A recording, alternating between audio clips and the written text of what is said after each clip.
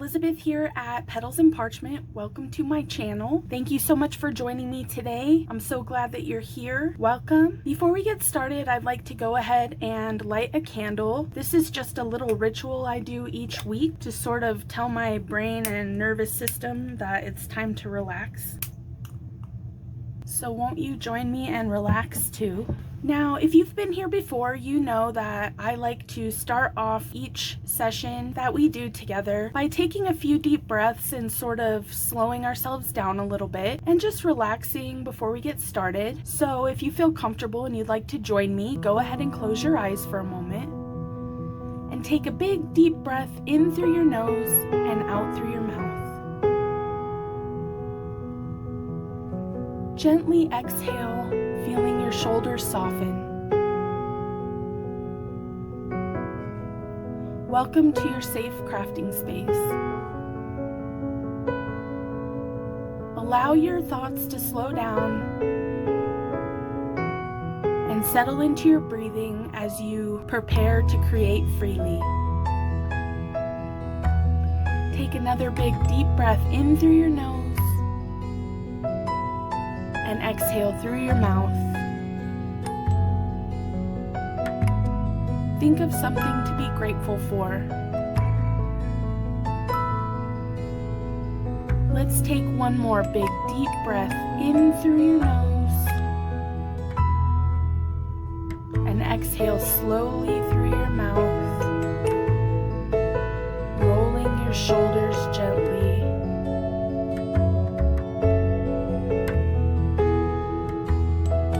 Don't forget to smile.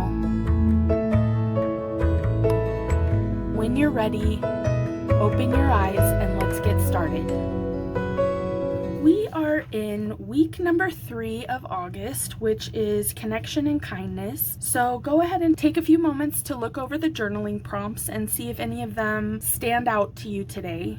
For me, I want to speak about weaving together what relationships help you feel seen and supported. And I'm super lucky that I have my mother and my stepmother and my mother-in-law. And then I also have my 2 best friends, Georgia and Sophie. I'm a very lucky person that I have all these people to support me in my life. And I want to talk a little bit about Sophie. She's on vacation this month getting ready for some in-person classes she's going to teach. And I'm used to talking to her and interacting with her almost every single day. And there was a few days that we didn't talk. I was trying to give her some space so that she could get everything done because she had some family visiting, and she reached out and she said, "You know, even though I'm on vacation, you can still talk to me, right?" And I was like, "Of course I know that, silly goose, but you had your grandkids there and I don't want to impose or take time away from that. And also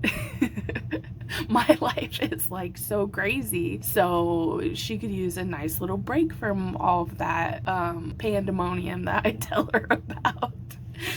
So anyways, I just wanted to say that really made me feel seen and supported, because all of my friends, really, my family, everyone, I'm so blessed because they're always like checking on me and making sure I'm okay and doing things to help in any way that they can. And I just feel so lucky to have them. And Sophie, trying not to cry right now. I'm so lucky. This person is a voice of reason, and she's a sounding board, and she's like a sister to me. She's so supportive. I feel so lucky and blessed that we found each other. We're like soul sisters. I just love her so much. And I didn't think I was gonna cry. That type of love being reciprocated back to you with the same enthusiasm, and where it's genuine and heartfelt and deep, is such a blessing. If you're lucky enough to have someone like that in your life, make sure you reach out and tell them today how much you love them and how much they mean to you. I'm gonna go wash my face and then we'll get started on the art portion. Oh boy, how about that? An unexpected cry. I'm such a sensitive soul, so thank you so much for listening, and I hope that you find something in these journaling prompts that causes you to pause and reflect on the blessings in your life. So the other day, my husband was running late and he had to go grab a coffee, and he went to Starbucks and they had these like adult Lunchables, and he got one for his lunch and he brought this home, and my daughter was nibbling on what was left, and I was like, this is really nice. Like, we try pretty hard not to bring single-use plastic into our home, and this is really nice, so I'm thinking I could repurpose it for like either a multi-rinse compartment for watercolors, or perhaps I could just store like beads or textiles in it or something like that. It's a really nice heavy-duty container, and I don't like throwing things like this away. We don't have recycling in my neighborhood, but this is really nice, so I want to continue to use it. And so at first I was just going to save the lid for my idea today, but then I decided to keep all of it, and I'll use it for this project that I'm showing you, and then I'll turn it into some sort of storage. For what we're going to do today, you just need a piece of plastic, or you know, maybe wax paper would work, or parchment paper maybe if you don't have plastic. So what I'm going to do is, August has unintentionally become neutrals, and so I just grabbed some neutrals. So basically what I'm gonna do is just put a few tiny amounts of paint on here, and I didn't mean to squeeze that much out in that exact spot, so I'm gonna spread it out a little bit, and I'm just using the card underneath as sort of a template so I don't use too much paint. This was unbleached titanium, by the way, and then this is titanium white, and then I'm gonna come in with brown and gold, and then we're gonna take the card, or the plastic rather, and smush it on the card to get an interesting paint pattern. Let's see what happens. This is burnt umber. I'm just gonna try to use the tiniest amount of this. Okay, and then Extreme Sheen 24 karat gold metallic paint, which is like my favorite gold. I'm trying not to use too much here, but whatever I don't use after this, I'm going to put on some paper so that the paint doesn't go to waste. Okay, so here's the deal. Do we put the card down first, or do we flip it? I think I'm gonna put the card down first and then turn it over. How fun. And then just smush it, and let's see what happens. Smush, smush, smush, smush, smush, smush, smush, smush. How fun. And I do have the silicone mat down here. Okay, so it didn't get all the way down here, but I kind of like that. So I'm gonna use some tweezers and lift off the card, and then I'll get some other papers. Maybe I'll lift from here. There we go. Okay, that looks really awesome.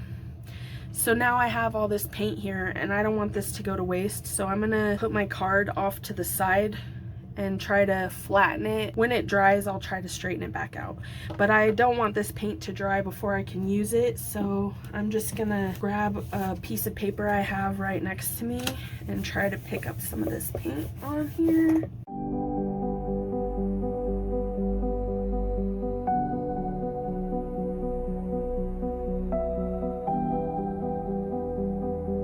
I'm going to clean up this mess and dry my card. Then I'll meet you back here for final steps.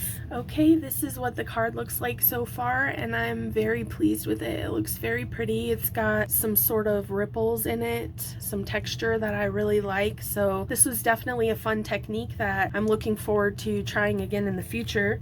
So what I'm going to do next is decorate the front of the card. So I've picked some punches and some textiles and a couple different sentiments that reminded me of the person that this card is being made for, Sophie. So I've selected heartfelt gestures, hold space, and soulkin. All of these things and so many more embody my best friend Sophie. So I think this one though is sticking out the most to me, soulkin. We actually met on Nonstop Papercraft's design team, and then she joined my design team, and we realized very quickly we had a connection. And then I think it's been a little over a year, and just the love between us is so apparent, even though we've never met in person and we live thousands of miles apart in two totally different countries. She gets me like nobody else. It's just a very unique and wonderful relationship, and I'm very, very grateful for it. And we're already trying to plan a meetup, and we wish we were next door neighbors so that we could just craft together all day. So this one's for you, Sophie. So I definitely know I want to put a little heart down here in the corner.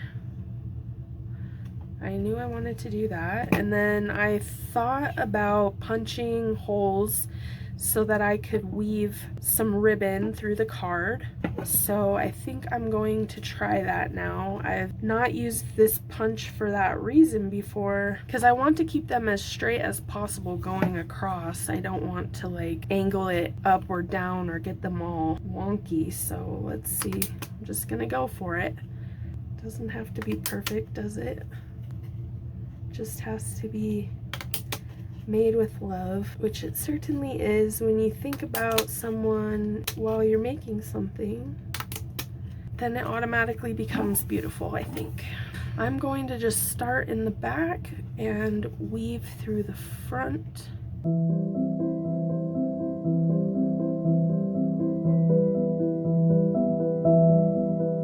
And I'm going to cut it off here, and then I'm going to glue each tip down and then trim it further.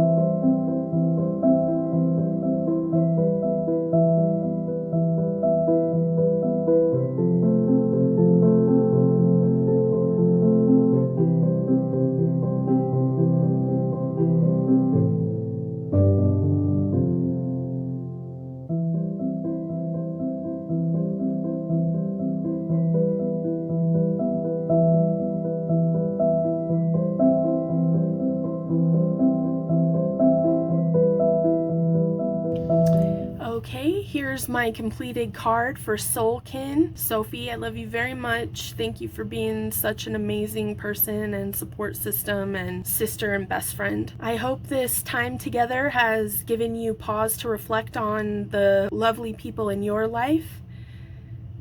Go tell them how much they mean to you today, and have a nice crafty weekend. Until next time, stay crafty. Bye!